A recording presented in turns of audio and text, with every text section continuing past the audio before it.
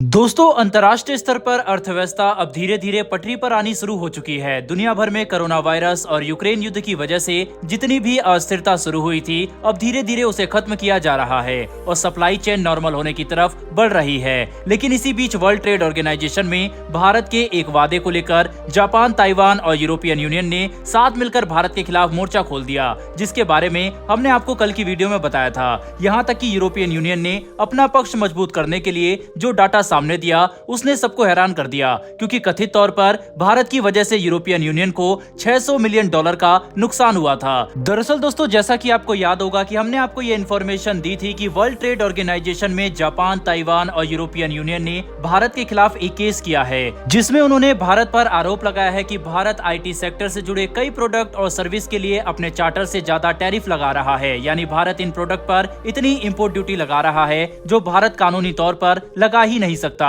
क्योंकि जब भारत ने वर्ल्ड ट्रेड एग्रीमेंट को ज्वाइन किया था, तब हमने ये बात लिखित तौर पर दी थी, जिसे आज हम भारत के अपने डिक्लेरेशन का एक सीधा उल्लंघन मान सकते हैं। क्योंकि भारत आईटी प्रोडक्ट जैसे कि मोबाइल फोन, लैपटॉप, टैबलेट और इनसे जुड़े कई दूसरे कंपोनेंट पर 7.5% से लेकर 20% तक इंपोर्ट ड्यूटी लगा रहा है, जबकि साल 1997 में साइन किए गए इंफॉर्मेशन टेक्नोलॉजी एग्रीमेंट के तहत भारत इन पर कोई भी इंपोर्ट ड्यूटी नहीं लगाएगा। यानी भारत ने आईटी एग्रीमेंट 1997 पर हस्ताक्षर करते हुए खुद इस बात का ऐलान किया था कि हम आईटी प्रोडक्ट और सर्विसेज पर 0 इंपोर्ट ड्यूटी लगाएंगे, पर आज ऐसा होता बिल्कुल भी नजर नहीं आ रहा, जिस पर ताइवान, जापान और यूरोपियन यूनियन ने एक साथ मिलकर भारत के खिलाफ वर्ल्ड ट्रेड ऑर्गेनाइजेशन का दरवाजा खटखटाना सही समझा, जिस पर जब सुनवाई हुई तब डब्ल्यूटीओ के पैनल ने भारत के खिलाफ फैसला दिया था। लेकिन अब भारत ने अपनी तेज तर्रार विदेश नीति की वजह से डब्ल्यूटीओ के पैनल को जवाब देने के लिए एक काफी ताकतवर बयान तैयार कर लिया है, जो ये बात साबित कर देगा कि 1997 में साइन किए गए इंफॉर्मेशन टेक्नोलॉजी एग्रीमेंट के बावजूद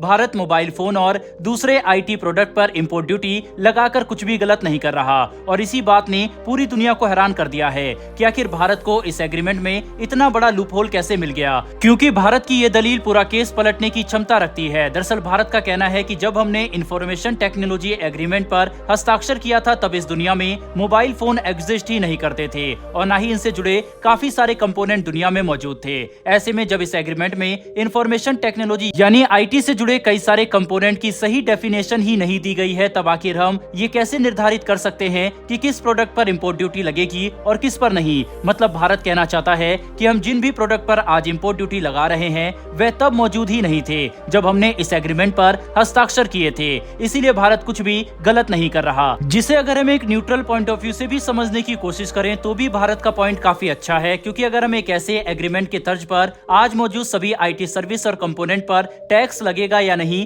ये डिसाइड करेंगे तो चीजें काफी उलझ सकती है। क्योंकि ये एग्रीमेंट 1997 में डिजाइन किया गया था, यानी आज से 26 साल पहले, और इतने समय में टेक्नोलॉजी काफी ज्यादा एडवांस हो चुकी है, जिसके तहत आज हमारे पास कई सारे ऐसे प्रोडक्ट मौजूद है जो आज से 10 साल पहले तक एग्जिस्ट भी नहीं करते थे। इसीलिए इस एग्रीमेंट में लिखे टर्म्स को आज आउटडेटेड कहा जा सकता है। हालांकि अब अगर हम ये समझने की कोशिश करें कि भारत द्वारा वर्ल्ड ट्रेड ऑर्गेनाइजेशन में यूरोपियन यूनियन के खिलाफ इस बयान को देने के बाद क्या होगा, तो अब ये कहना गलत नहीं होगा कि भारत की इस दलील के बाद चीजें भारत के फेवर में आ सकती है। और इस बात की भी संभावना है कि डब्ल्यूटीओ का पैनल अपने पुराने जजमेंट पर एक बार फिर से गौर करे और भारत की दलील सुनने के बाद फैसला कुछ अलग हो। साथ ही हमारी इस दलील ने यूरोपियन यूनियन के उस पॉइंट को भी खारिज कर दिया जिसमें उन्होंने कहा था कि हमारे इंपोर्ट ड्यूटी की वजह से उनकी कंपनियों को $600 मिलियन का नुकसान हुआ है। वहीं पर भारत का ये कदम इंटरनेशनल लेवल पर हमारी छवि को और भी ज्यादा साफ करेगा और वर्ल्ड ट्रेड ऑर्गेनाइजेशन के भारत विरोधी जजमेंट के बाद हम पर जो इंटरनेशनल प्रेशर बन सकता था,